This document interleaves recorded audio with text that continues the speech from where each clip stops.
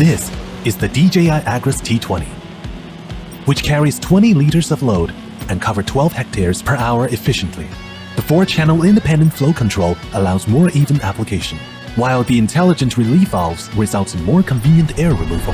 The omnidirectional digital radar provides 360 degrees 3D scene reconstruction, empowers the aircraft to avoid obstacles autonomously, even in poor visibility, guarantees safe operation both day and night.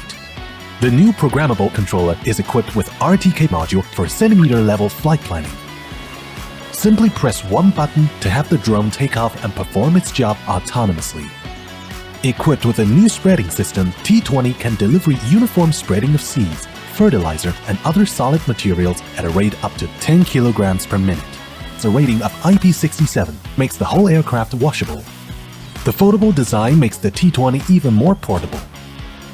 By using the P4 multispectral to gather precise plant-level data, T20 can apply the selectively spraying solution based on crop growth to save water and reducing the pesticide dosage.